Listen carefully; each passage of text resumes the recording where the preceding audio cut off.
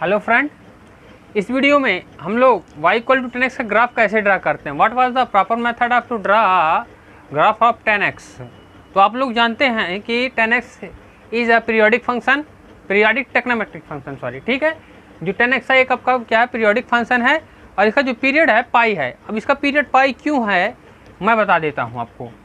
यहाँ पर देखें, अगर क्वाड्रेंट की बात करें, ये फर्स्ट क्वाड्रेंट होता है, ये सेकंड होता है, ठीक है। तो यहाँ पर देखिए, यहाँ पर तो ऑल पॉजिटिव होते हैं और यहाँ पर क्या होता है, साइन पॉजिटिव होता है और कॉस पॉजिटिव होता है, साइन और उसका अपोजिट पॉजिटिव होता है कॉस थीटा। लेकिन थर्ड क्वाड्रेंट में जो आपका थर्ड क्वाड्रेंट होता है उसमें 10 फिर पॉजिटिव हो जाता है और इसका अपोजिट कॉट पॉजिटिव आ जाता है। तो यहाँ से यहाँ तक तो ठीक है, वैल्यूज ठीक मिलती हैं, लेकिन फिर से यहाँ पर क्या है, वैल्यू रिपीट होना चालू हो जाती है। 10 की वैल्यू जो है 180 माइनस थीटा के बाद जैसे ही थर्ड क्वाड्रेंट में आती हैं तो क्या है, उनकी वैल्यूज़ को क्या है, रिपीटेशन चालू हो जाता है। इसलिए इसका जो आपका इंटरवल होगा, इसका इंटरवल क्या होगा, 0 से 2 पाई होगा। होप आपको समझ में आ गया होगा। सीधी सी भाषा में ये बोलें कि 0 से पाई तक, मतलब 0 डिग्री से 180 तक कॉस की वैल्यू क्या है, चेंजेबल नहीं होती हैं, ठीक है, सॉरी चेंजेबल होती हैं। लेकिन जैसे ही 180 के बाद जो भी वैल्यूज़ आती है 210, 240, वो फिर से वैल्यू क्या होने लगती हैं, रिपीट होने लगती है। तो पीरियड का मतलब ये है कि कहाँ तक उसकी वैल्यू क्या है, जा रही है, उसकी वैल्यू की पुनरावृत्ति, उसकी वैल्यू का रिपीटेशन नहीं हो रहा है। तो इसका हमारा क्या होगा, this is a periodic function and इस पीरियड इस इंटरवल 0 to पाई। तो इसका इंटरवल क्या होगा, 0 से पाई होगा। मैंने बता दिया क्यों होता है, क्योंकि सेकेंड क्वाड्रेंट तक इसकी वैल्यू ठीक जाती है, लेकिन थर्ड क्वाड्रेंट पर वैल्यू फिर से क्या होने लगती है, रिपीट होने लगती है। इस कारण से इसका इंटरवल 0 से पाई होता है। क्लियर है। चलिए, तो सबसे पहले टेबल बना लेते हैं। इसका पीरियड हमको क्या है, मैं अभी बताया आपको, 0 से पाई होता है, ठीक है। चलिए, तो सबसे पहले टेबल ड्रा करते हैं। एक्स के रिस्पेक्ट में y की वैल्यू क्या हमको मिलती है, देखें। और y इक्वल टू हमारा क्या है, y इक्वल टू हमारा है 10x, ये x हो गया और ये y इक्वल टू 10x है। तो x की रिस्पेक्ट में हमको y की वैल्यू क्या फाइंड होती है, 0 डिग्री हो गया, ये 30 डिग्री हो गया, इसके बाद 60 डिग्री, इसके बाद यहाँ पर देखें 19 minus theta means π/2 minus theta and 19 plus theta, ठीक है। क्योंकि 19 माइनस थीटा जो होता है उस पर कॉस की वैल्यू, सॉरी 10 की वैल्यू पॉजिटिव होती है, और 19 प्लस थीटा में ध्यान देंगे यहाँ पर भी आपकी जो वैल्यू होती है वो इन्फिनिटी होती है, लेकिन क्या होती है, नेगेटिव होती है। इसके बाद 90, 120, 150 एंड 180, ठीक है। तो ये हमारा क्या हो गया, यहाँ तक फाइंड करना था हमको पाई तक। ये पाई इक्वल टू होता है 180, ठीक है। रेडियन को डिग्री में कन्वर्ट करना और डिग्री को रेडियन में कन्वर्ट करना, मैंने बताया था कि 180 डिग्री इक्वल टू होता है पाई रेडियन, ऐसा बताया था, सॉरी हिंदी से लिख रहा हूँ, ठीक है। तो 1 डिग्री इक्वल टू क्या हो जाएगा आपका पाई अपान 180 इंटू जो भी रेडियन होगा, तो ये डिग्री में चेंज हो जाएगा, ठीक है। इसी का जस्ट अपोजिट है, अगर हमको डिग्री में चेंज करना है, किसी चीज़ को रेडियन में फाइंड करना है तो कैसे करेंगे, अपान पाई इक्वल टू रेडियन हो जाएगा। क्लियर है। और यहाँ पर हम उसकी क्या कर देंगे, वैल्यूज़ को रख देंगे जो भी डिग्री होगा। तो इस तरीके से हम लोग डिग्री और रेडियन में वैल्यूज़ को फाइंड आउट करते हैं। इसको मैंने प्रीवियस वीडियो में बताया हुआ है, जिसको कोई प्रॉब्लम क्रिएट हो रही है तो प्रीवियस वीडियो को जा कर के देख सकते हैं, ठीक है। चलिए, तो अब हमको y इक्वल टू एक्स के रिस्पेक्ट में y इक्वल टू 10x की वैल्यू को क्या करना है, फाइंड आउट करना है। तो tan 0 का मान क्या होता है, 0 होता है। क्लियर है। tan 0 का मान क्या होता है, 0 होता है, ठीक। ये आ गया 0। फिर यहाँ पर अगर हम tan 30 रखें, x के रिस्पेक्ट में हमको y की वैल्यू फाइंड करनी, 30 रखें तो tan 30 की वैल्यू 1/3 होती है, ये आ गया 1/3। अब इसको आप लोग 1/3 को ग्राफ में रिप्रेजेंट नहीं कर सकते, इसलिए इसको आप लोग क्या करिए, इसको तोड़ दीजिए। इसको जब आप लोग सिंप्लीफाई करेंगे तो ये आएगा 0.58, यहाँ पर लिख लीजिए 0.58। 60 की वैल्यू √3 होती है, ठीक है, होती है। tan 60 की वैल्यू √3, ये वैल्यूज कुछ आपको क्या करनी पड़ेगी, याद करनी पड़ेगी। और √3 की वैल्यू मैंने यहाँ पर लिखा ही है, ये देख लीजिए। दो अंकों तक हम लोग लेते हैं।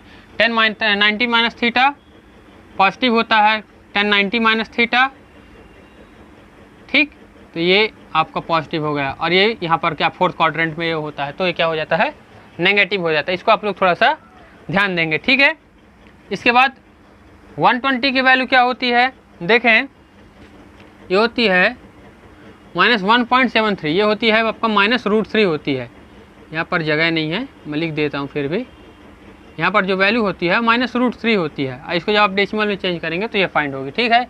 इसी प्रकार 150, तो 150 की वैल्यू होती है -1.1/√3, जो हमको डेसिमल में सॉल्व करने के मिलती है 0.58, ठीक है। और 180 की वैल्यू क्या मिलती है हमको, फिर से 0 मिलती है। क्लियर है। तो 19 के बाद सेकंड क्वाड्रेंट में केवल क्या होता है, साइन पॉजिटिव होता है और सब निगेटिव होता है। इस कारण से 19 के बाद जितनी भी पहली 10 की होंगी वो क्या होंगी, नेगेटिव होगी। अब आप लोग थोड़ा सा ऐसे भी गेस कर सकते हैं, क्योंकि क्वाड्रेंट अगर आपने अच्छे से पढ़ा है, इसके जितने भी क्वाड्रेंट है, first, second, third, fourth, inversely, clockwise and anti clockwise, तो आपको क्या है, आधे से ज़्यादा काम आपका क्या हो जाएगा, यहीं पर ख़त्म हो जाएगा, ठीक है। तो चलिए अब इसका हम लोग क्या है, ग्राफ ड्रा करते हैं। इसका हम लोग ग्राफ कैसे ड्रा करेंगे,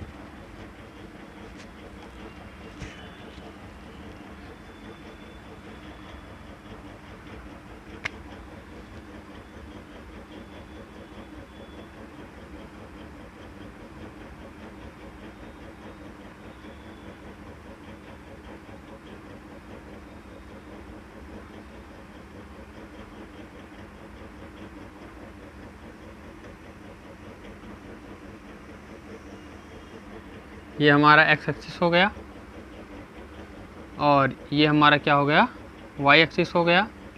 वैल्यूज़ को लिखिए यहाँ पर, ये 30 डिग्री, ये 0 डिग्री है ही आपका, ठीक है, 60 डिग्री, 90 डिग्री, 120, 150 और ये 180। आप ध्यान दीजिएगा, जब आप ग्राफ में इसको ड्रा करेंगे तो इनके बीच एक फिक्सेबल दूरी होना चाहिए। जो भी आप रो कॉलम लेंगे, जो भी आप बॉक्स लेंगे, उन बॉक्सों में क्या है, एक बॉक्स से दूसरे बॉक्स, जैसे यहाँ पर आपने अगर 30 डिग्री रखा है, 0 डिग्री रखा है, तो यहाँ पर 30 डिग्री, मतलब जो डिस्टेंस होगी प्रॉपर होगी। यहाँ पर तो मैं ऐसे बता दे रहा हूँ आपको नमूने टाइप का, लेकिन जब भी आप ग्राफ में ड्रा करेंगे तो क्या होगा, इसकी हमको क्या है, प्रॉपर डिस्टेंस में वैल्यू को मैनेज करना पड़ेगा। चलिए लिखते हैं, यहाँ पर कर लेते हैं 0.5, 1, 1.5 एंड 2, ठीक है। मेरे ख्याल से इतनी वैल्यू हमको मिल रही, इससे ज़्यादा नहीं मिल रही। इस तरह इधर भी, इस डायरेक्शन में भी -0.5, 1, -1.5, 2 एंड -2.5, ठीक है। 2.5 है ही नहीं, तो चलें थोड़ा सा इसको थोड़ा दूर दूर लिख लेते हैं। ये 0.5 माइनस का, फिर ये हो जाएगा हमारा 1, ये हो जाएगा 1.5 और ये हो जाएगा हमारा 2। अब देखें अब कैसे ग्राफ करते हैं। 0 डिग्री पर tan x की वैल्यू क्या है, 0 है, यही पास है। इसके बाद 30 डिग्री पर कितना है, 5.8, 0.58 समथिंग यहाँ होगी, यहाँ, ठीक है, यहाँ पास होगी। क्लियर है। इसके बाद 60 डिग्री पर 1.73, ये यहाँ होगी 1.73, ठीक है। हाँ, ये 60 डिग्री पर ये यहाँ होगी। इसके बाद 90 डिग्री पर, 90 डिग्री पर इन्फिनिटी चला जाता है ग्राफ, ठीक है। जब इन्फिनिटी चला जाता है तो इसको आप लोग ऐसा कर दीजिए, मतलब हमारा ये ग्राफ कहाँ जा रहा है, ऐसे भगा जा रहा है। अब जहाँ जा रहा है क्लियर नहीं, जा कहाँ रहा है, ठीक है। इस तरीके से हमारा ग्राफ आगे की ओर भगता जा रहा है। ये थोड़ा सा तिरछा हो गया, यहाँ पास था ना, ये हमारा ग्राफ ऐसे चला जा रहा है। इसके बाद देखें आप 120 में कितना है, -1.73, माइनस का 1.73, 1.5 इधर है तो 1.73 इधर होगा, ठीक है। फिर क्या है 180 पर, क्या है 180 पर ग्राफ हमारा क्या है, ये 0 है, क्लियर।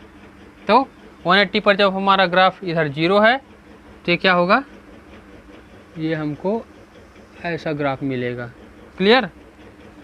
ये हमको यहाँ पास 1 मिनट थोड़ा सा ग्राफ में जब आप बनाएंगे तो इसकी प्रॉपर वैल्यू आपको मिल जाएगी, क्लियर है। ऐसा ग्राफ मिलेगा, अरे यार ऐसा ग्राफ आपको मिलेगा। और इसको आप फिर से रिवाइंड करते जाएंगे तो जब आप इसको रिवाइंड करेंगे तो आप देखेंगे यहाँ पर 2-3 इंटरवल आपको फाइंड होंगे।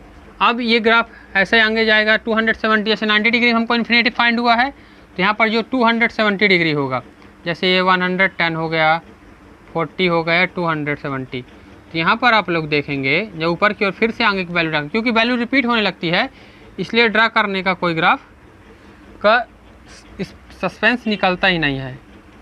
आपको ये ऐसा ग्राफ फाइंड होगा, ठीक है। ये आपको कुछ ऐसा ग्राफ फाइंड होगा।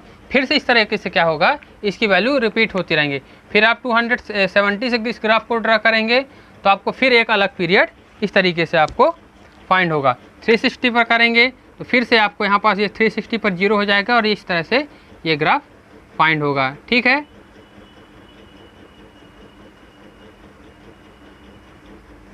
ठीक है, इस तरीके से ये ग्राफ क्या होता है, रिपीट होते रहता है। 180 पर रिपीट होगा, 360 पर, मतलब इस तरीके से ग्राफ इन्फिनिटी तक चला जाता है। और जब इन्फिनिटी वैल्यू तक जाता है तो हम लोग क्या है एक परफेक्ट पीरियड लेते हैं, यहाँ पर क्या है उसकी वैल्यू रिपीट ना हो, तो 0 से पाई होती है, यहीं तक हम लोग बनाते हैं। उसके बाद हमको आइडेंटिफाई हो जाता है कि इसकी वैल्यू बार बार रिपीट हो रही है, तो और इन्फिनिटी तक वैल्यू जा रही है, मतलब ग्राफ क्या है इन्फिनिटी तक जा रहा है। कोई वहाँ पर क्लियर नहीं है कि जा किधर रहा है, मतलब हमारे जो कॉपी ये पेपर है, जो हमारा ग्राफ पेपर है, उससे क्या कर रहा है वो बाहर की ओर जा रहा है। तो इस तरीके से हम लोग क्या करते हैं y = cos x का ग्राफ ड्रा करते हैं, ठीक है। क्लियर है, मेरे ख्याल से आपको क्लियर होगा। और अगर कोई प्रॉब्लम है तो मेरे से आप पूछ सकते हैं, सरल है, ठीक है। इसकी जो आपकी रेंज होगी वो इन्फिनिटी होगी, ठीक है। ध्यान दीजिएगा, -इन्फिनिटी से +इन्फिनिटी तक होगा, ठीक है। इसका मान जो होगा, इसका जो वास्तविक मान होगा -इन्फिनिटी से +इन्फिनिटी तक होगा। अब यहाँ पर 2-3 चीज़ें देखते हैं। एक तो π/2 90 डिग्री पर, ठीक है। इसके बाद 270 डिग्री पर 3π/2, इसी तरह 5π/2। इन पर क्या है ग्राफ डिफाइन नहीं है, क्योंकि देखिए 90 डिग्री पर इसकी वैल्यू इन्फिनिटी हो जा रही है, 270 पर भी इन्फिनिटी हो जा रही है, और क्या है आपका इसी तरह 360 के आगे भी वैल्यू क्या हो जा रही है, 540 डिग्री पर भी वैल्यू इन्फिनिटी होती जा रही है। क्लियर है। यहाँ पर हम लोग क्या करते हैं, इस जब ग्राफ को ड्रा करते हैं तो 2 चीज़ों का ध्यान रखते हैं। फर्स्टली इसका पीरियड क्या है, किस इंटरवल से किस इंटरवल तक ग्राफ को ड्रा करना है। सेकंडली टेबल बनाते हैं, और टेबल बनाने के बाद क्या है अकॉर्डिंग टू टेबल ग्राफ को हम लोग ड्रा करते हैं, ठीक। तो यहाँ पर इसका पीरियड 0 से पाई था। पाई क्यों था मैंने बता दिया था, क्योंकि पाई के बाद फिर से वैल्यू क्या होने लगती है, रिवाइज होने लगती है। हम लोग क्या लेते हैं एक प्रिंसिपल पीरियड लेके चलते हैं, जहाँ पर क्या है उसकी वैल्यू हमको क्या है चेंजेबल फाइंड होती है, नॉट अ रिवाइज। तो होप आपको ये ग्राफ समझ में आ गया होगा। अगर कोई प्रॉब्लम होती है तो आप मेरे से कमेंट सेक्शन में पूछ सकते हैं। समझ में आता है तो लाइक ज़रूर करें, और ये वीडियो अपने फ्रेंड को ज़रूर शेयर करें। Thank you friend, thank you for watching. Next session में हम टेक्नोमेट्रिक इक्वेशन के बारे में चर्चा करेंगे कि टेक्नोमेट्रिक इक्वेशन होता क्या है।